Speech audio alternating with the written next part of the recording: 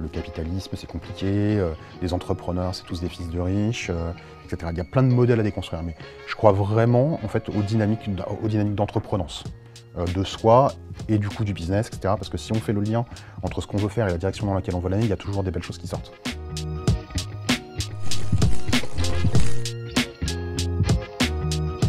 Bonjour à tous, aujourd'hui dans la coloc on reçoit Julien Binguet. Julien a consacré sa vie professionnelle à l'entrepreneuriat et il l'a dédié à ses passions. Il a travaillé pour des associations, puis a créé un média et s'est lancé dans le vin. Et il y a 2 ans, il est parti en Ukraine pour faire de l'humanitaire.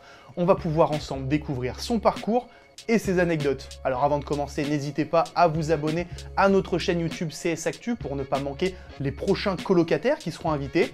N'hésitez pas non plus à liker et à commenter la vidéo. Vous pouvez aussi activer la petite cloche pour être au courant des futures sorties.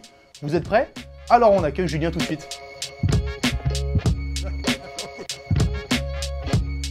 Salut Julien. Salut Grégoire. Comment ça va?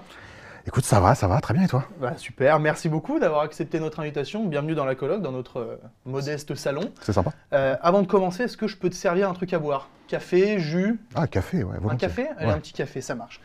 Alors, est-ce que tu peux commencer un petit peu pour que les gens comprennent? Tu es entrepreneur dans l'âme, tu as commencé très tôt. Est-ce que tu peux nous dire d'où te vient cette passion d'entreprendre justement?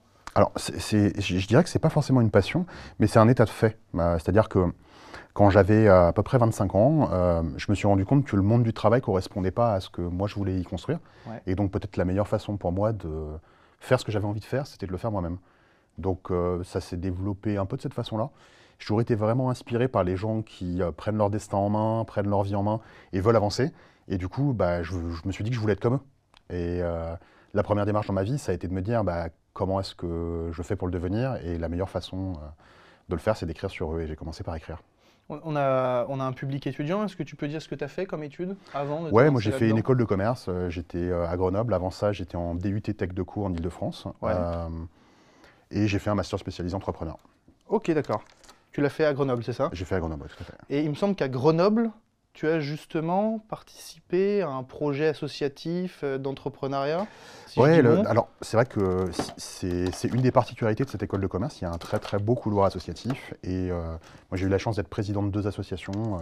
Une qui est un peu connue tout en France, c'est les Juniors Entreprises, où j'ai été président de la JE de l'ESC Grenoble en 2007-2008. Et puis d'une autre association, vraiment spécialisée pour accompagner les étudiants entrepreneurs, qui s'appelait J'aime entreprendre à l'époque. Je crois que ça a changé. Bon, c'est la vie associative étudiante, mais l'idée c'était d'essayer d'accompagner au plus les étudiants qui voulaient créer des business, en mettant en place des microfinancements, de l'accompagnement, etc., etc. Tu as toujours eu cette volonté de... Tu n'as jamais voulu te dire un petit peu, parce que entreprendre, c'est pas forcément la sécurité, on va dire, de l'emploi quand tu rentres dans le monde professionnel. Tu t'es jamais dit, je vais être salarié. Tu as toujours eu cette envie, cette conviction de dire... Non, c'est pas... comment dire moi, ce qui a changé un peu dans ma vie, je vois ça vraiment comme une étape. C'est-à-dire que j'ai fait un certain nombre de stages quand j'étais plus jeune. Merci pour le café. Pas de souci, avec plaisir. J'ai, comme plein de gens, fait un certain nombre de stages, etc. Et surtout, ça m'a montré mon inadéquation avec le monde du travail moderne. Et du coup, je me suis souvent posé la question, comment on peut se réinventer dans ce monde-là? Comment est-ce qu'on peut trouver une autre façon de travailler? Et c'était il y a quasiment 20 ans. Et à l'époque, il n'y avait pas 36 solutions. C'était soit on est indépendant, mais il faut vouloir travailler tout seul. Moi, ça fait 30 ans que je fais du rugby. Autant te dire que tout seul, c'est un peu compliqué. Fallait avoir une idée, mais en fait, les gens te disent, mais c'est bien, entreprendre, il faut avoir une idée pour faire un truc. Mais moi, je n'avais pas spécialement d'idée.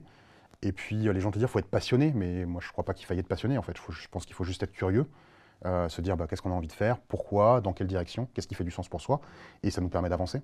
Il n'y a pas de, je pense, de passion sous-jacente, c'était plutôt l'envie de faire les choses à ma façon, et peut-être pas de les faire dans la façon dont le système me les proposait de le faire. Tu l'as dit, tu as commencé à entreprendre il y a 20 ans. Tu considères qu'en 20 ans, ça a changé justement cette perception de l'entrepreneuriat entre quand toi tu as commencé, quand des jeunes aujourd'hui, comme moi, comme nous, peuvent vouloir se lancer? Alors, je ne veux pas lancer de débat politique, mais oui, il y a quand même une donne politique qui a considérablement changé entre 2010 et 2025. 2012, c'est l'arrivée de François Hollande à l'Élysée. C'est le classique du retour de la gauche, et donc du coup tous les entrepreneurs qui disent que concrètement on va super taxer les entreprises, que ça va être l'enfer, etc. Et au final, François Hollande, il monte BPI France, il favorise l'investissement, il nomme Emmanuel Macron au ministère de l'économie et des finances, qui a été pro-entrepreneur et start-up et qui l'est encore aujourd'hui. Donc en fait, les signaux étaient un peu floutés, mais il s'est passé quand même beaucoup de choses. L'arrivée de Macron à l'Élysée a continué à pousser vraiment cette dynamique entrepreneuriale France très forte. Parle beaucoup de la French Tech, on parle beaucoup plus d'entrepreneuriat qu'on en parlait il y a 15 ans. Et je pense y avoir modestement contribué, parce que ma première boîte, c'était un média qui parlait d'entrepreneurs. Et on a voulu justement remettre sur le devant de la scène en 2011 les entrepreneurs français et d'arrêter d'avoir ce complexe d'infériorité face aux US, face à Londres, en parlant que de Google, Apple, Facebook, Microsoft, Amazon, que sais-je, mais de parler peut-être des mecs qui en France avaient envie d'inventer des choses, parce qu'on a un petit territoire, mais avec une richesse d'innovation et d'entrepreneurs qui est juste hallucinante, quoi.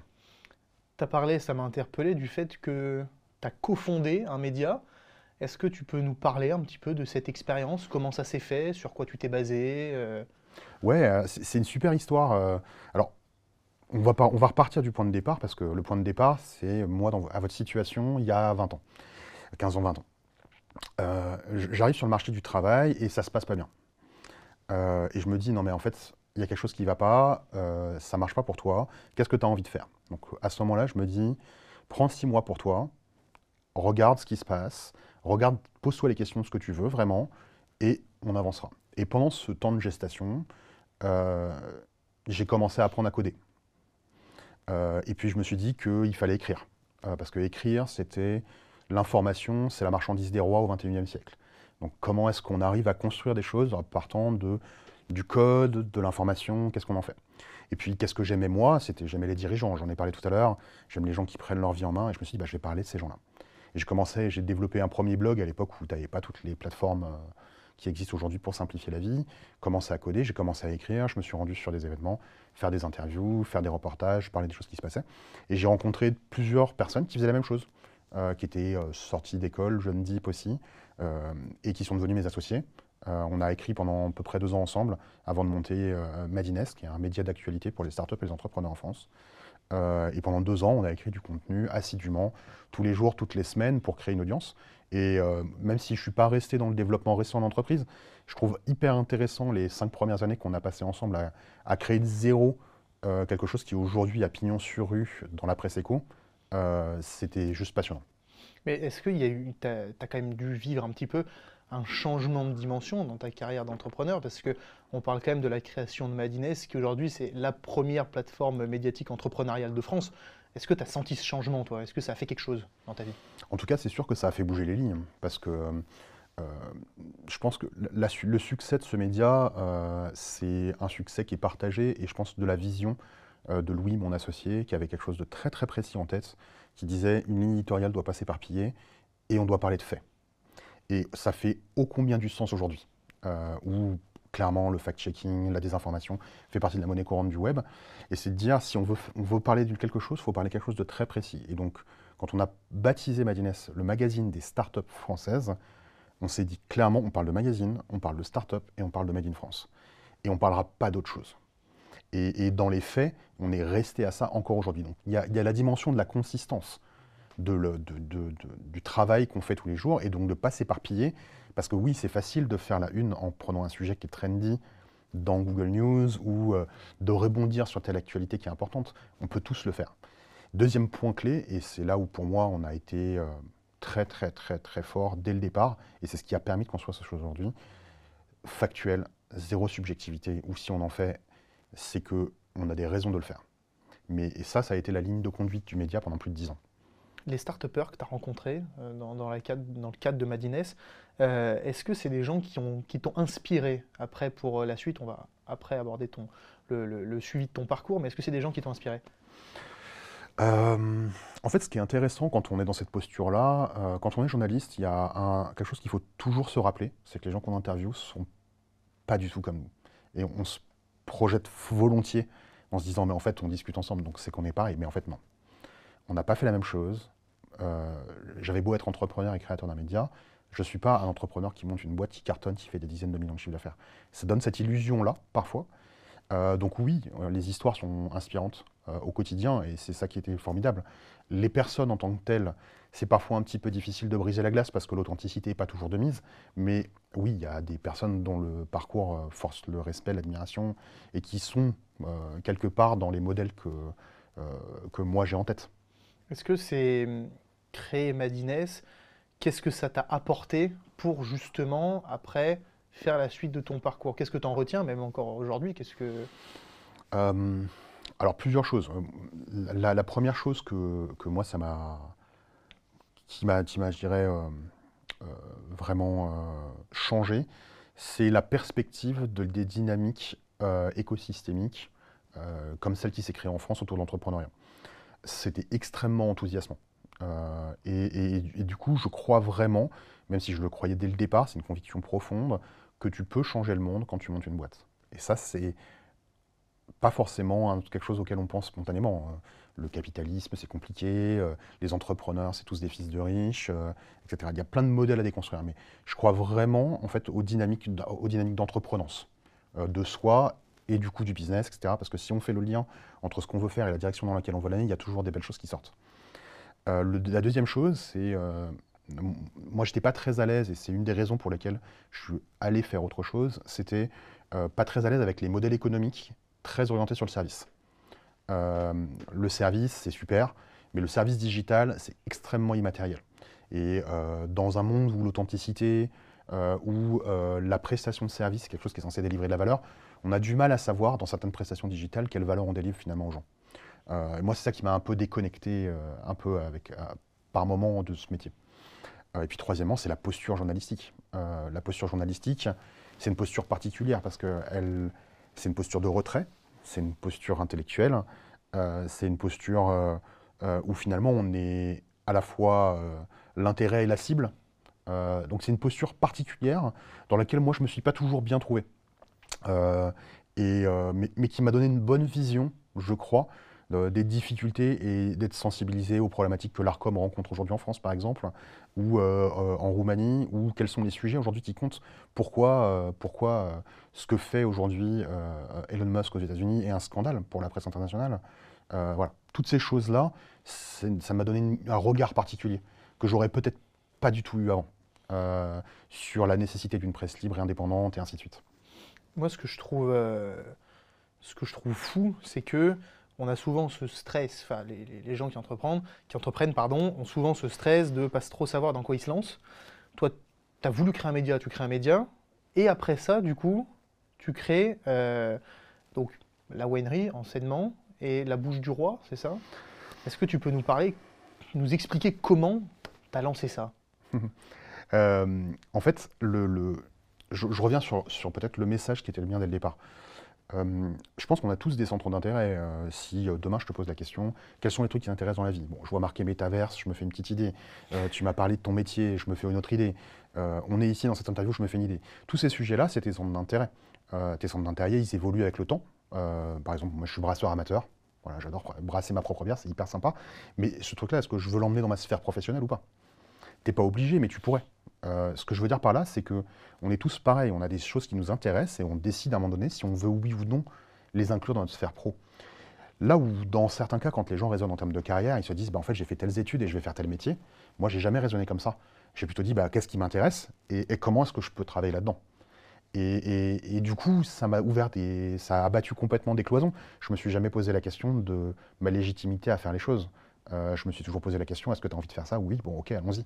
Et du coup, bah, ça amène beaucoup de curiosité, d'échanges, de rencontres. Et comme dans beaucoup de choses dans la vie, il pleut que sur les gens mouillés. Je crois beaucoup aux prophéties autoréalisatrices. Quand tu dis que tu veux faire quelque chose, tu vas finir par y arriver, tôt ou tard. Et c'est juste de la confiance en soi qui se construit progressivement. Donc cette histoire dans le vin, c'est un peu la même.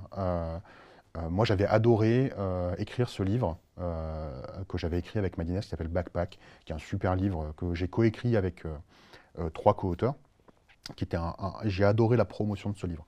La promotion, c'était d'aller démarcher toutes les FNAC d'Île-de-France, par exemple, pour s'assurer que les chefs de rayon fassent un petit mot et le petit coup de cœur pour l'avoir en tête de gondole. J'avais adoré cet exercice-là, même si les dédicaces ne m'intéressaient pas trop, mais j'avais adoré le démarchage physique. J'avais adoré avoir cet objet qu'on peut offrir. Et donc ce rapport au bien matériel, quelque chose qui m'avait vraiment séduit et vraiment parlé. Et le hasard de la vie fait que je rencontre un ami d'enfance, Adrien, qui lui a toujours évolué dans le monde du vin et qui venait récemment de revenir sur Paris. Et on a discuté assez longuement. Lui avait du mal à s'affranchir d'un écosystème du monde du vin qui n'arrivait pas à trouver son compte. Et moi, vous venez de sortir de cette grosse phase de ma vie dans les médias et envie de faire quelque chose de concret. Et c'est l'émergence autour d'une bière de deux idées un peu bêtes. Je veux bosser dans le vin, mais il n'y a pas de vin à Paris. Je veux plus bosser dans les médias et dans la tech. Je veux bosser avec des produits concrets. Ah bah tiens, si on faisait du vin à Paris.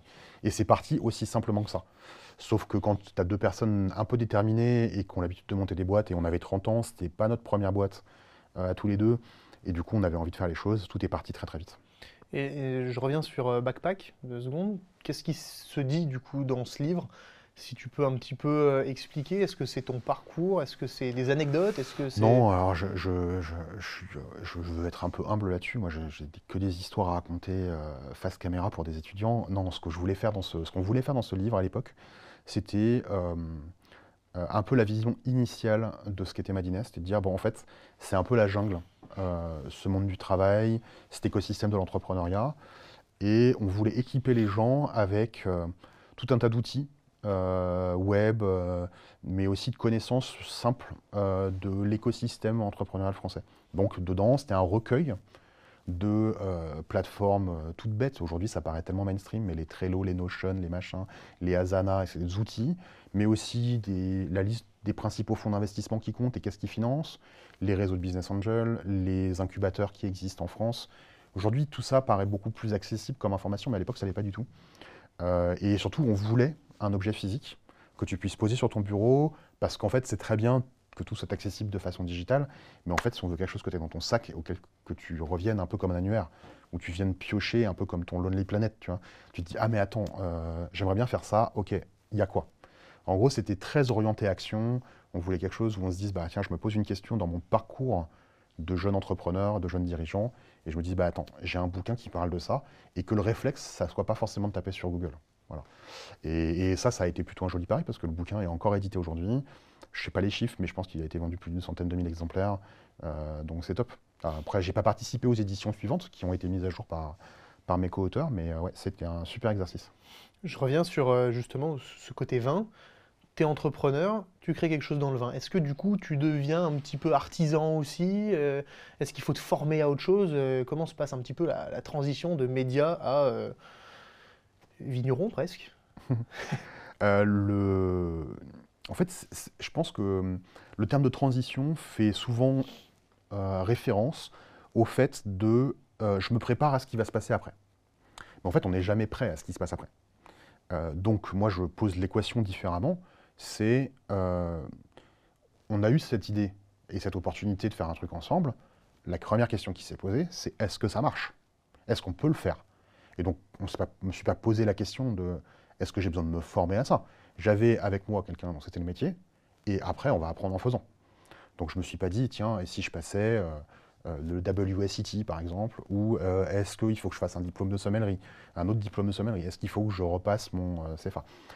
Bref, la question, c'était plutôt, est-ce que ce truc-là, il existe et il fonctionne avec tout ce que moi j'ai déjà comme connaissances et comme compétences, et celles qu'on va m'associer. Et avec deux, on va pouvoir faire plein de choses.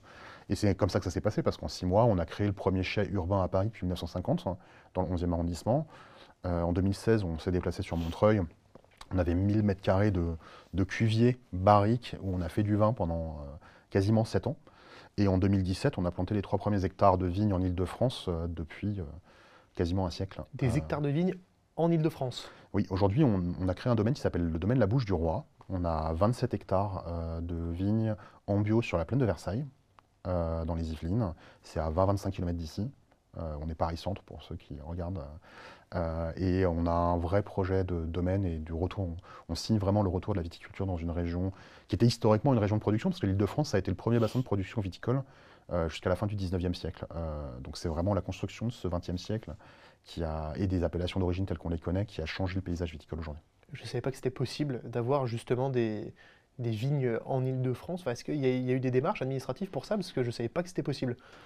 En fait, je ne vais pas rentrer dans la technique, mais la réglementation européenne, qui a la construction des appellations d'origine, pas que dans le vin, mais dans la plupart des autres segments agroalimentaires, a construit le schéma des AOC et des IGP européennes autour d'un principe qui a changé en 2016.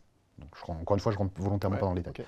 Et quand ce principe a changé, il a permis, grosso modo, de faire des demandes d'autorisation de plantation dans des zones où il n'y avait plus de contingent, où il n'y avait pas de contingent. Le contingent, c'est une AOC ou une IGP.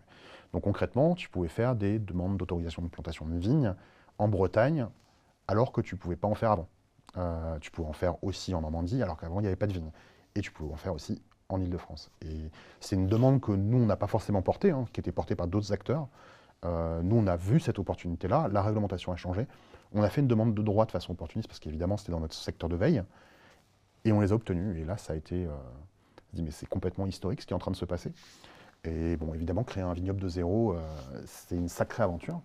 Mais ouais, ça a démarré comme ça. Tu penses qu'en 2025, on a toutes les clés en main pour réussir plus vite, pour mieux réussir aussi? Est-ce que tu penses que... Non, je pense que c'est pareil. Même chose que Oui, quand c'est la tu as même commencé? chose. Je pense que c'est les mêmes recettes. Il y a quelqu'un qui disait ça, je trouve que c'est à la fois vrai et faux. Quelqu'un qui disait finalement entreprendre, c'est de la gestion de projet. Et en fait, c'est aussi pragmatique que ça. Et après ma première boîte, je m'en suis rendu compte que c'est vraiment de la gestion de projet. Il y a une méthode, une approche des sujets et des problématiques. Moi, mon taf, à 90%, c'est de résoudre des problèmes. Quand tu sais résoudre des problèmes, tu sais entreprendre, c'est la même chose. Tu vas faire 90% de choses que tu ne connais pas et que tu ne maîtrises pas. La question n'est donc pas est-ce que tu sais ou est-ce que tu ne sais pas. La question, c'est comment tu réagis quand tu ne sais pas. Et c'est quoi ta mécanique, c'est quoi ta méthode pour résoudre les problèmes que tu rencontres. Ça implique plein d'autres choses. Ton réseau qui t'appelle, qui tu payes pour faire un truc que tu ne sais pas faire. Est-ce que... c'est des choses très concrètes. Tu passes ton temps à faire des choses que tu ne sais pas faire. Donc, à partir de là, c'est pour ça que la plupart des gens ont beaucoup moins peur. Toi, tu as une méthode pour ne pas avoir peur, ne pas avoir du stress, faire face aux situations difficiles? Non, j'ai pas de méthode. Mais non, vraiment. Je pense qu'en fait, il y a qu'un seul truc qui se remplace pas dans la vie, c'est l'expérience. Et donc en fait, ça, c'est pas de la méthode, je pense juste, en fait, ça t'est arrivé une fois, ça t'arrivera pas une seconde fois. Et qu'est-ce que tu apprends de tes propres histoires et de tes propres expériences? On n'a pas tous les mêmes, on a tous des parcours différents. Et évidemment, on aura des apprentissages variés. Il y a quelques années, avec Roxane Varza, on portait une licence de... Roxane Varza, qui est, juste pour préciser, pour ceux qui ne connaîtraient pas, c'est l'actuelle directrice de Station F. Et à l'époque, elle travaillait pour TechCrunch France et Microsoft France, et elle a porté une conférence des US qui s'appelait la FailCon. Et donc en 2012 et 2013, on a organisé une conférence à Bercy sur l'échec en création d'entreprise. D'accord. Et en fait, je pense que ça dit tout. Aujourd'hui, c'est beaucoup plus dans les mœurs de parler de ces apprentissages dans les échecs, mais ce n'était pas tant le cas à l'époque. Moi, je crois vraiment qu'au-delà de l'échec, qu'en soit, on peut parler de l'échec comme quelque chose de transformateur, mais je pense que c'est surtout, quelle est la capacité que tu as à l'auto-analyse et à l'auto-réflexion de tes propres actions?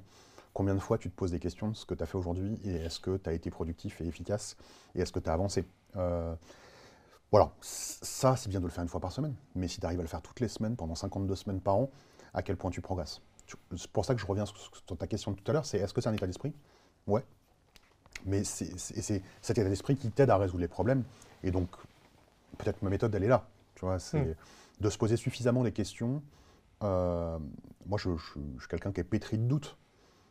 Est-ce que j'ai bien fait? Est-ce que je vais bien faire? Est-ce que c'est le bon choix? Etc. etc. Mais ça ne m'empêche pas d'avancer. Mais les doutes, ça permet d'avancer, du coup, au final. Pour moi, oui. Si tu ne te poses pas de questions, c'est qu'il y a un problème. Je vais faire une transition boisson. Est-ce que tu veux boire autre chose? Parce que je vais aborder un autre sujet après. Allez, vas-y. Sur la suite. Tu reveux un café, jus d'orange, peut-être pour... Moi, je suis très café quand même. T'es très café, donc je te remets un café. Ah bon. Ça marche, il n'y a pas de souci. J'aimerais quand même faire un point sur un élément. Il y a quelques jours, ça a fait 3 ans que la guerre en Ukraine a commencé. Et en 2023, tu es parti faire de l'humanitaire en Ukraine. Est-ce que tu peux expliquer pas ce changement de parcours, mais qu'est-ce qui t'a amené à faire ça? Alors, le contexte est un peu le même. Les copains, c'est la famille qu'on choisit. Et de la même façon que je me suis associé avec des inconnus dans ma première boîte et qui sont devenus des potes, et associé avec un de mes potes d'enfance dans la seconde, c'est encore une histoire de copain qui m'a emmené en Ukraine. Il y a quelques années, moi j'avais décidé de prendre du recul en 2022, j'avais décidé de prendre du recul du monde viticole, parce que c'est très taxant physiquement, émotionnellement, et de laisser mon associé un peu plus piloter tout seul et moi d'être un peu plus en retrait. À ce moment-là, j'ai un ami d'enfance qui vient me voir et qui me dit bah, je suis dans la galère, lui, parcours d'humanitaire à 100%, et qui vient me voir et qui me dit bah, Julien, t'aurais pas envie de venir m'aider parce que là, c'est vraiment la merde. On galère à trouver, à recruter des personnes. Je sais que c'est pas ton parcours, c'est pas garanti que ça le fasse parce que ça reste quand même des filières assez normées quand même. Mais moi, je suis sûr qu'un gars comme toi, ça pourrait faire le taf et ça ferait du bien à nos équipes sur place. Et assez spontanément, comme ça, les choses se sont passées. Moi, j'avais pas spécialement pris la mesure de ça, mais j'avais ni envisagé même le sujet. Mais quand j'y réfléchis maintenant, c'est tout à fait assez naturel. Pour moi, il y a une dimension, j'ai toujours une vision des sujets de façon un peu hédoniste et un peu globale. L'Europe a toujours été un sujet de mes préoccupations majeures. Merci pour le deuxième café. Il n'y a pas de souci, avec grand plaisir. L'agression russe sur l'Ukraine est quelque chose de profondément inacceptable. Maintenant, je ne suis pas un soldat, je n'ai pas envie de mener de guerre. Moi, je suis un entrepreneur qui fait des choses qui n'ont rien à voir. Mais je me suis dit que, est-ce que je peux apporter ma pierre à l'édifice d'une façon ou d'une autre, à un moment dans ma vie où je pouvais le faire? Il y a plein de gens qui disent, ouais, j'aimerais bien, mais finalement qu'ils ne le font pas. Et on rejoint un peu la thèse que je disais avant, c'est que c'est très bien de dire, moi j'aime bien, j'ai envie d'aider, mais je ne sais pas comment faire. Moi j'ai eu l'opportunité, j'ai dit oui. Qu'est-ce que tu as vu là-bas? En fait, je pense que personne n'est prêt aujourd'hui à la guerre. C'est comme plein de choses dans la vie, c'est pas neutre. Je pense qu'on se rend compte des choses quand on les voit. On les démystifie, c'est un terme que j'ai beaucoup employé aujourd'hui, mais c'est important, il y a des choses qui se démystifient, puis il y a des histoires tragiques. Et on a beau vous les raconter, moi j'aurais beau vous les raconter, ça ne changera rien. En fait, chacun est touché différemment par différentes choses. Mais oui, c'est un peuple qui vit des choses qu'on n'a jamais, dont on n'a pas idée. Et qui, je pense, n'a pas, enfin en tout cas en France, la moyenne des gens ne comprend pas ce qui se passe, ne voit pas, ne veut pas entendre. Il y a une forme de déni de réalité, je pense, sur ce sujet qui est quand même hallucinant. Je pense qu'on ne nous montre pas assez de choses par rapport à Non, ce au que tu as contraire, vu. je trouve que l'information, elle circule de façon plutôt fiable, à condition qu'on sache regarder où. Il y a une part d'audience quand même significative, mais elle est complètement submergée par le débat politique, pas par les problèmes des gens. Et c'est ça peut-être que moi j'ai vu sur place, qui a remis quelques pendules à l'heure dans mon intime sur la valeur des choses simples, le fait de vivre dans le moment présent. Voilà, des choses quand même, le fait de donner.